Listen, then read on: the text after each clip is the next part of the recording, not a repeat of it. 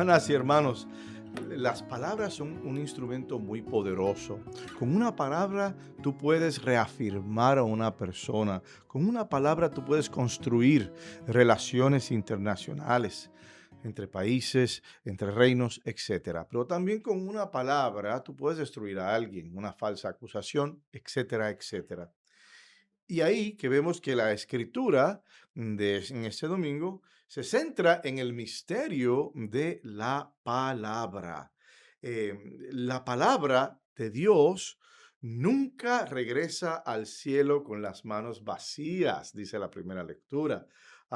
Especialmente cuando el terreno coopera, cuando el terreno se abre a esa palabra, a esa semilla, que es la otra imagen que vamos a ver.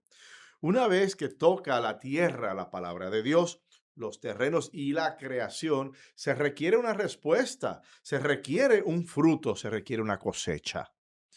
La palabra de Dios nos llega de Dios mismo y hace fértil todo lo que toca. Desde los cielos permea todos los aspectos de la creación y el resultado es vida, vida en abundancia. La creación está gimiendo con dolores de parto, dice la segunda escritura. Al igual que una mujer, mientras se acerca el milagro de dar luz, a luz. Y si la creación se queja, igualmente nosotros, y este mundo en el que vivimos, gemimos por diferentes razones. Hay un gran dolor, hay un gran hambre por diferentes razones.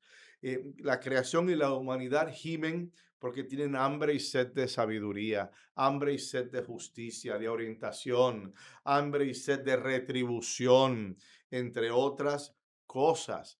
Y cuando lo llevamos a un plano sencillo en estas comunidades, uno que escucha confesiones, se da cuenta de las diferentes hambres que hay.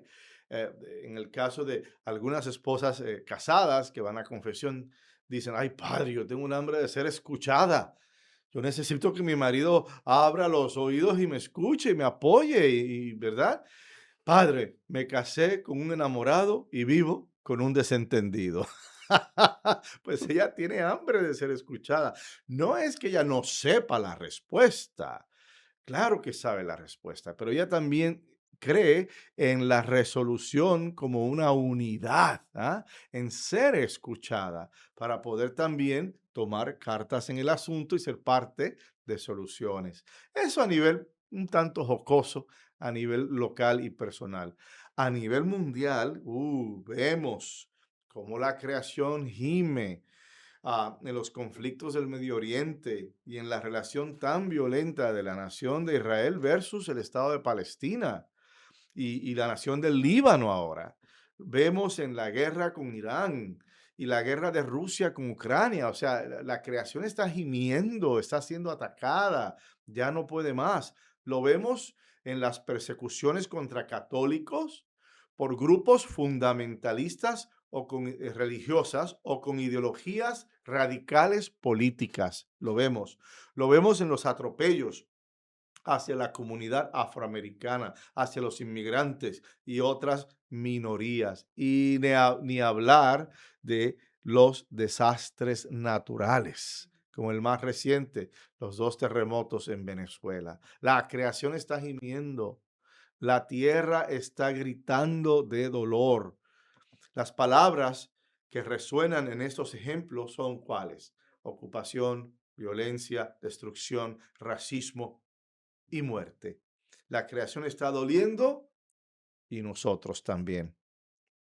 Jesús, en su sabiduría y amor, habló en parábolas.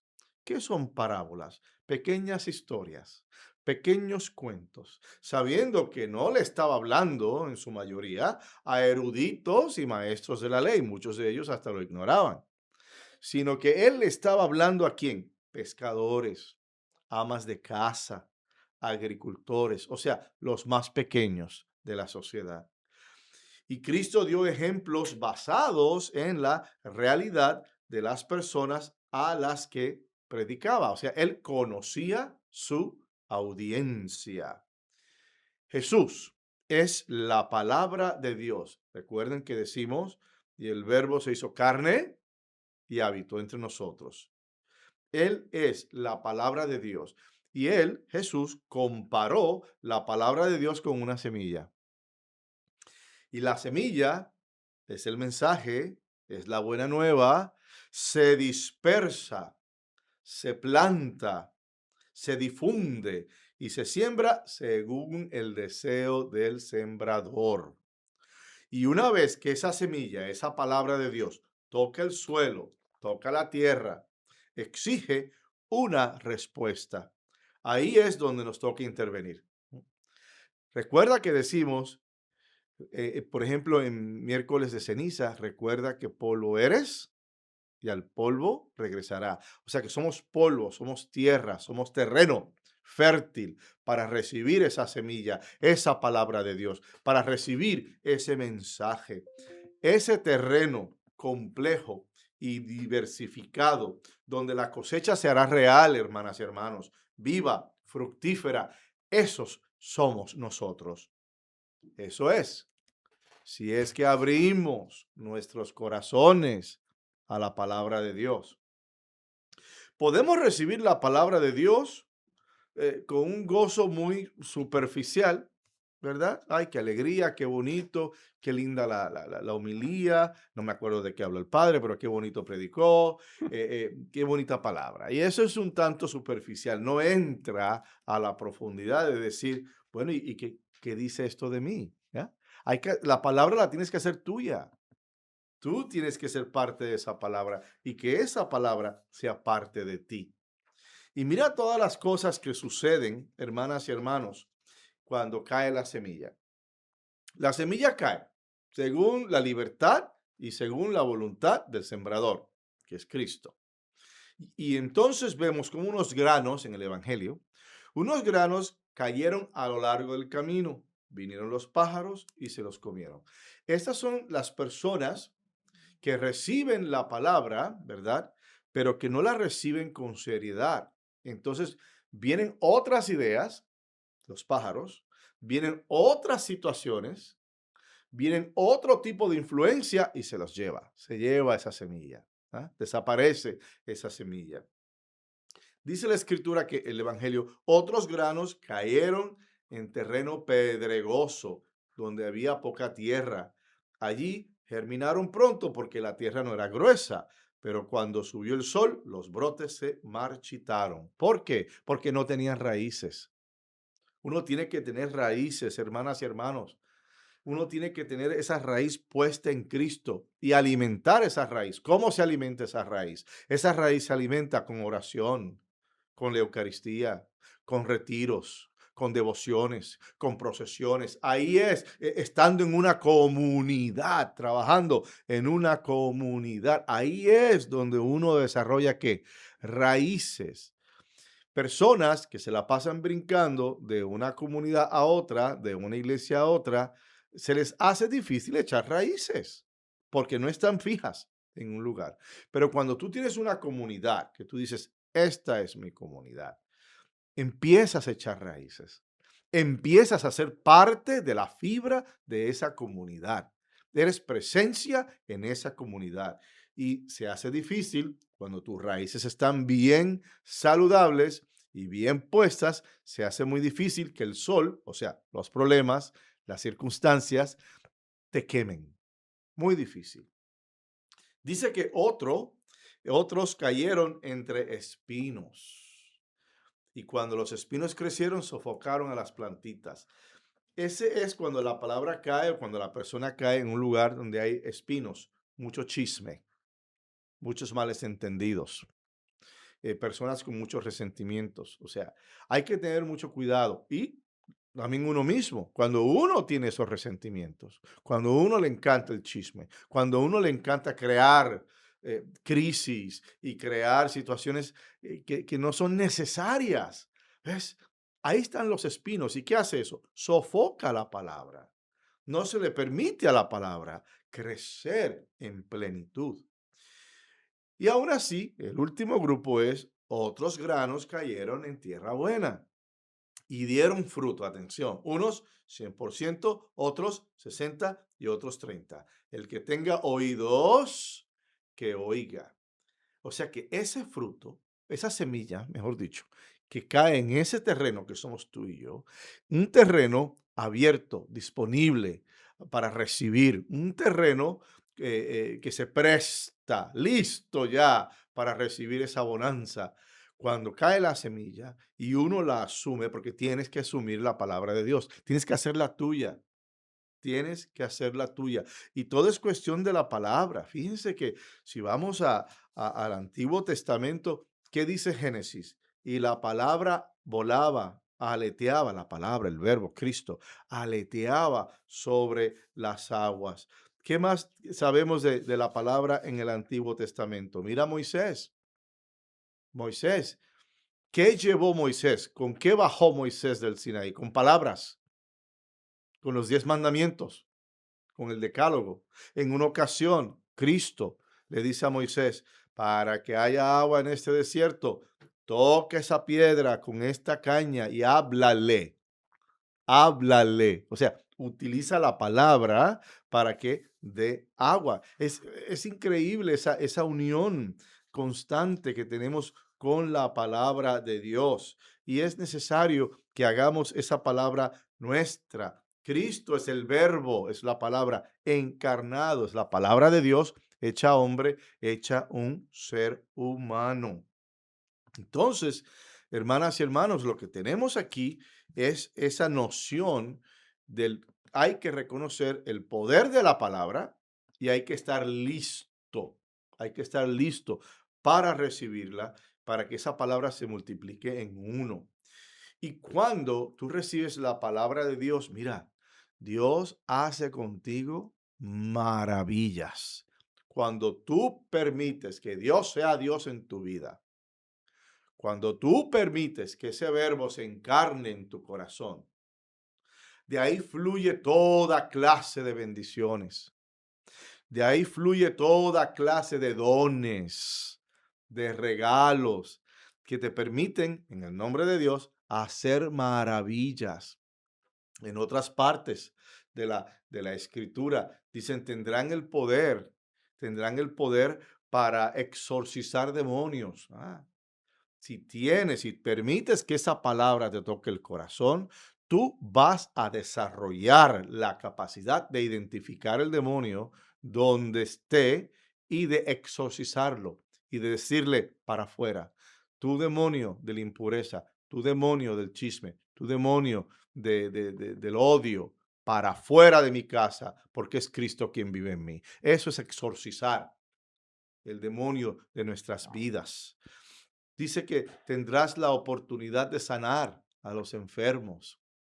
No simplemente los enfermos físicos, pero los enfermos espirituales, emocionales. Si tú tienes esa palabra de Dios viva en ti, tú vas a tener ese don de escuchar a otra persona y quizás darle un consejo que cambie su vida, que él o ella pueda sanar espiritualmente por la palabra que tú le diste, por el consejo que tú le diste.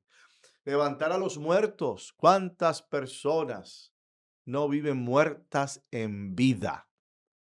¿Cuántas personas no viven sin un sentido de dirección, sin un sentido de propósito, sin un sentido de identidad de quiénes son? Muchísimas. Por eso estamos viendo cómo este mundo está boca arriba, patas arriba, porque no hay ese sentido de estabilidad, de seguridad, que el mundo no te lo puede dar. Entonces, dice la escritura, tú puedes dar nueva vida.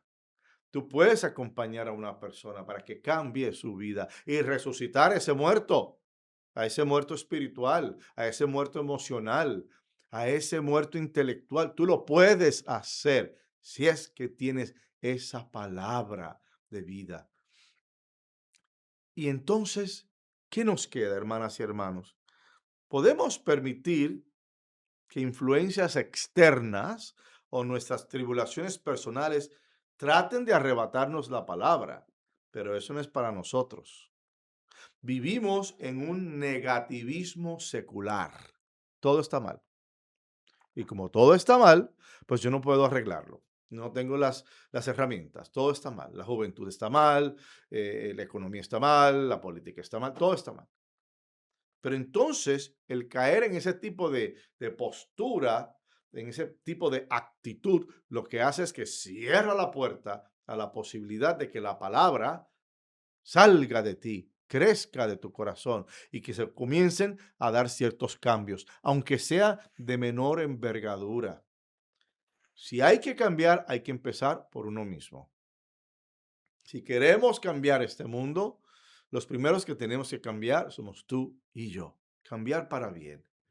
Y no permitir que los atractivos o las voces de este mundo se conviertan en una distracción o nos lleven a un negativismo o un fatalismo, donde hay una impotencia, donde sentimos que no podemos hacer nada y podemos hacer mucho con la ayuda de nuestro Padre Dios.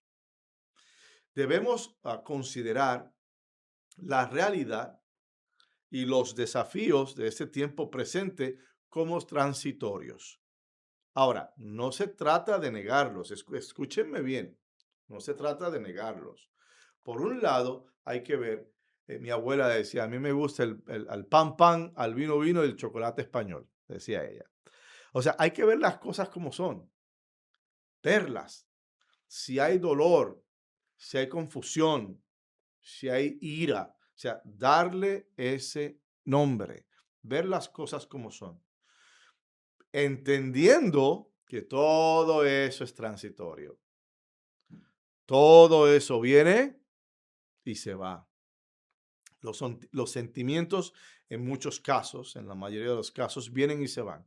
Hoy el matrimonio está feliz, mañana tuvieron una discusión y se quieren matar el uno al otro. Sentimientos vienen y se van. Hoy me enojé con mi hijo porque hizo una barrabasada, una tontería. Me enojo con él, estoy profundamente enojado. Al próximo día se te acerca con una sonrisa, se olvidó el coraje. ¿Ves? Los sentimientos vienen y se van en muchos casos. Todo viene, las modas vienen y se van. El dinero viene y se va. La salud viene y se va. La juventud, ay, juventud, divino tesoro, que te vas para no volver. Todo eso viene y se va. Todo eso va a pasar. Inclusive los grandes problemas. Si lo colocas en esa perspectiva, todo viene y todo se va. No hay mal que dure 100 años, ni cuerpo que lo resista. Ahora, Dios es para siempre. Y ahí es donde hay que colocar nuestra esperanza, nuestro corazón en esa semilla que te va a dar ese poder y esa fuerza para encarar el desafío que sea, el que sea, porque todo es transitorio. Se trata de una nueva comprensión de lo que nos rodea. ¿Qué es perecedero y qué dura para siempre? Háganse esa pregunta. ¿Esa crisis es perecedera? Hay posibilidades de que pase y seguramente va a pasar, va a pasar. Pero ¿qué resulta eterno? ¿Qué resulta para siempre? Y la respuesta es bien sencilla y es Dios. Y todo lo que Dios represente, su palabra, Cristo, la Eucaristía, el amor a la Virgen, eso es para siempre porque eso viene de Dios. Experimentar ah, lo que solo podemos ver o experimentar no comienza a encarnar la plenitud de la realidad del reino de Dios. Yo siempre digo, lo que ves no es lo que es. Lo que estás viendo en este momento no es lo último. No, falta mucho. ¿Por qué? Porque el mundo está incompleto. El mundo es imperfecto.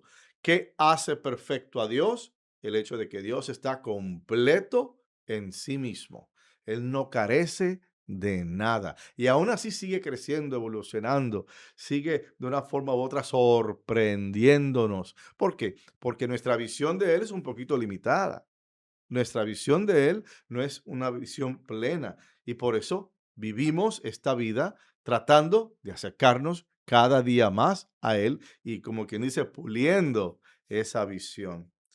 Pero si nos conformamos solo con lo que vemos o tenemos ahora, atención, sin considerar la realidad más grande de ser participantes del eterno banquete eucarístico, entonces no estamos cumpliendo ni con nuestra identidad ni con nuestra misión. De la misma manera que la palabra habla de Dios, inspirada por el Espíritu Santo, y nos habla de Jesús, nuestro Señor y Salvador, también habla de quiénes somos.